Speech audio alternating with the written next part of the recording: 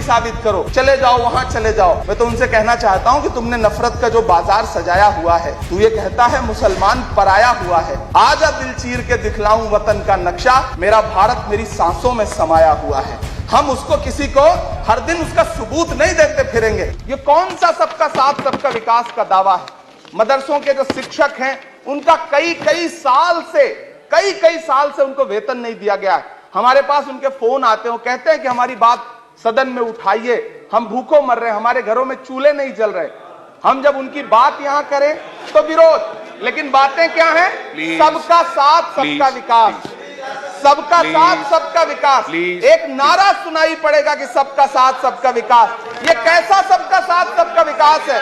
मैं सदन से यह पूछना चाहता हूं कि यहां सत्र चल रहा है उपसभापति महोदय, और इसी संसद से महज 800 मीटर की दूरी पर जंतर मंतर पर खड़े होकर के कार्यक्रम आयोजित होता है अभी 4 दिन पहले, और एक व्यक्ति वहां खड़ा होकर के सीधे आह्वान करता है, सीधे आह्वान करता है।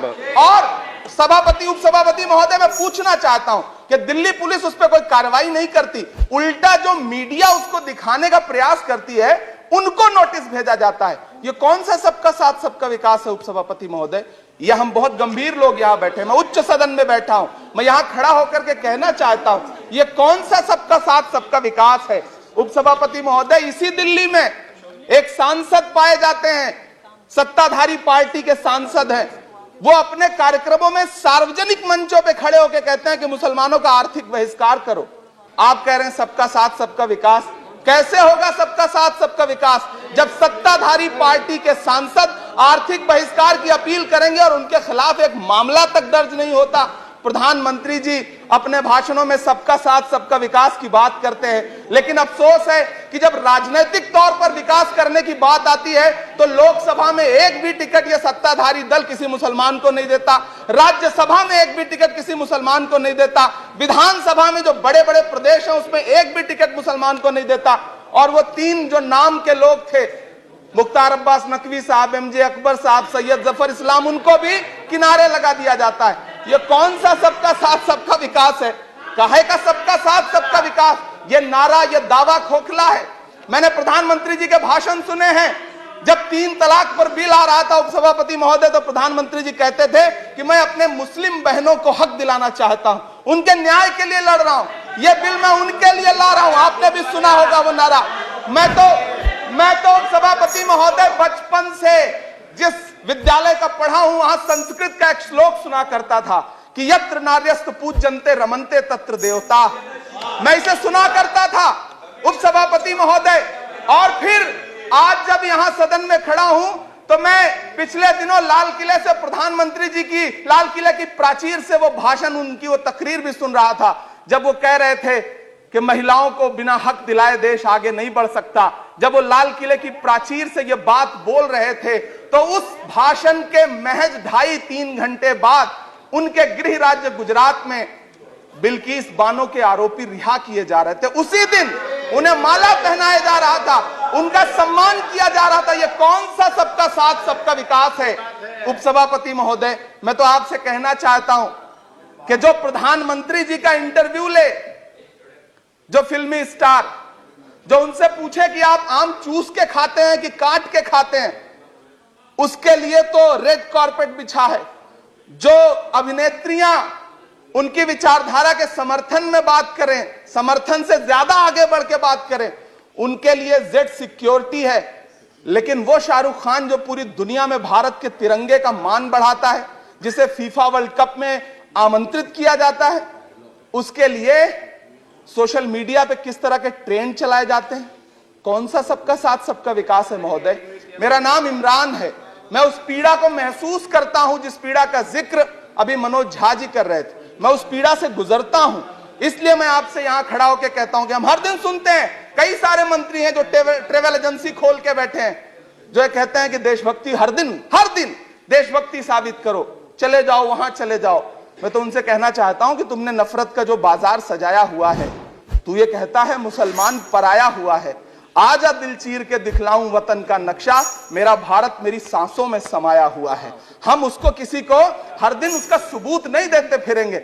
ऐसे में अगर यह बिल मांग करता है कि मुसलमानों के शैक्षिक और उनके सामाजिक, उनके आर्थिक उत्थान के लिए सरकार उस पर ध्यान दे, तो फिर तकलीफ क्या है, दिक्कत क्या है?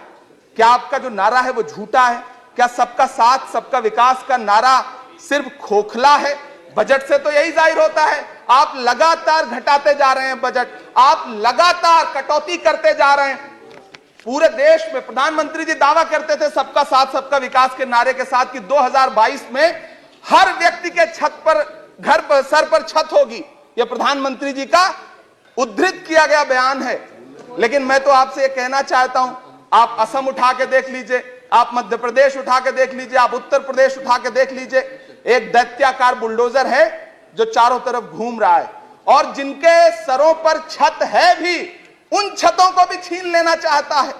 लेकिन क्या प्रधानमंत्री जी इसे देखते नहीं है? क्या भारतीय जनता पार्टी सरकार के जिम्मेदार नेता इसे देखते नहीं है कि वो बुलडोजर सिर्फ लोगों का घर नहीं कुचल रहा है, संविधान को कुचल रहा है, लोकतंत्र को कुचल रहा है। गुवाहाटी हाई कोर्ट की वो का स्टेटमेंट सुनिए आप, पटना के एक जज साहब का स्टेटमेंट सुनिए आप, फिर अदालतों का क्या काम रह जाता है? ऐसे में सबका साथ सबका विकास कैसे माना जाए? उपसभापति महोदय, मैं तो आपसे यह कहना चाहता हूं कि पूरी दुनिया में कहीं भी जब कोई अल्पसंख्यक सफल होता है, किसी उच्च पद पर पहुंचता है, तो हम सारे लोग, हमारे तमाम साथी खुश होते हैं। ऋषि सुनक जब प्रधानमंत्री बनते हैं तो भारत में जश्न मनाया जाता है, मुझे खुशी होती है। आप दुनिया के किसी दूसरे देश में अल्पसंख्यक अगर सफल होता है तो आप खुश होते हैं, मिठाइयां बांटते हैं। लेकिन अपने देश में अल्पसंख्यकों के खिलाफ किस किस तरह के नारे इसी दिल्ली और उसके इर्द गिर्द लगाए जाते हैं, क्या वो हम नहीं सुनते हैं? और अगर सुनते हैं, और अगर पाकिस्तान आपके लिए जिंदाबाद होगा, हमारे लिए हिंदुस्तान जिंदाबाद है, भारत जिंदाबाद है। मैं आपसे ये कहना चाहता हूँ, आपसे ज्यादा देशभक्त हूं मैं भारत का इमरान हूं, मैं भारत का इमरान हूं। महोदय मुझे बोलने दें, बाहर भी नहीं बोलने देंगे, यहां भी नहीं बोलने देंगे, ये कौन सी प्रवृत्ति है? उपसभापति महोदय, मैं आपसे ये कहना चाहता हूं, ये जो साझी विरासत, अभी आदरणीय हमारे साथी राकेश सिन्हा जी बात कर रहे थे कि साझी विरासत अल्पसंख्यक बहुसंख्यक में बांटना नहीं है। मैं उनसे कहना चाहता हूं कि आदरणीय जरा सोशल मीडिया पे तो बहुत एक्टिव रहते हैं, रोज चैनलों पर भी बैठते हैं, चैनलों पे होने वाली डिबेट का स्तर देखिए। उसको रोकने के लिए हमारी सरकार रत्ती भर भी कोई कदम उठाना चाहती है? नहीं उठाना चाहती, बढ़ावा देती है। ये जो जहरीली बातें करने वाले चैनल हैं, उनके जो प्रमुख एंकर हैं, उनको सुरक्षाएं दी जाती हैं, उनको रोका नहीं जाता। कौन सा सबका साथ सबका विकास है? ये बिल जिस चीज की बात कर रहा है, अभी राकेश सिन्हा जी कह रहे थे कि प्रधानमंत्री जी ने कहा तिरंगा यात्रा निकालिए। मुझे पूरा विश्वास है कि प्रधानमंत्री जी ने कठुआ के बलात्कारी के समर्थन में तिरंगा यात्रा निकालने के लिए कभी नहीं कहा होगा, लेकिन फिर भी निकली, लेकिन किसी ने रोका नहीं, किसी ने कोई आवाज नहीं उठाई। उपसभापति महोदय, दर्द बहुत सारे हैं, लेकिन ये जो रेजोल्यूशन लेकर के आए हैं उसमें जो शैक्षिक और आर्थिक बातों को उद्धृत किया गया है, मैं आपसे अनुरोध करूंगा कि इसे देखा जाए, इसे जांचा जाए। गीता जी कह रही थी अभी भारत जोड़ो यात्रा पे कि भारत टूटा कहां है?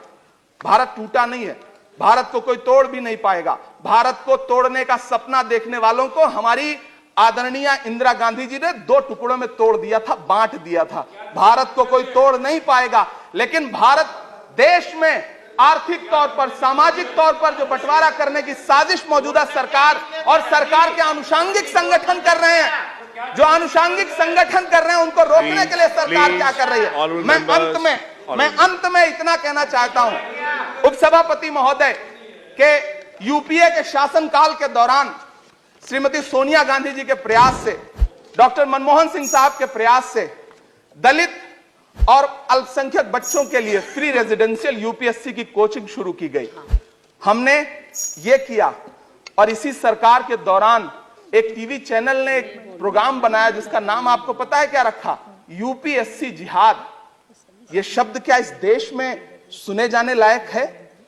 लेकिन सरकार ने क्या किया? एक शब्द नहीं बोला। माननीय उच्चतम न्यायालय ने संज्ञान लिया, जब लोग उच्चतम न्यायालय गए तब वो कार्यक्रम रुक सका। ऐसे कार्यक्रम बनाए जा रहे हैं और सरकार कह रही है कि सबका साथ सबका विकास।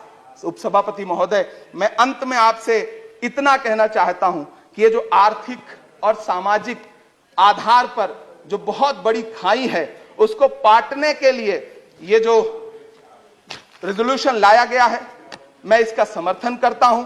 तमाम वो शहर जहां अपना छोटा छोटा रोजगार है, जिनका जैसे मुरादाबाद का पीतल उद्योग, अलीगढ़ का ताला उद्योग, या देश में जो तमाम शहरों में बुनकर उद्योग है, इस सब की बढ़ोतरी के लिए, इनको आगे बढ़ाने के लिए, इन्हें संजोने के लिए ये बिल बहुत कारगर रहेगा।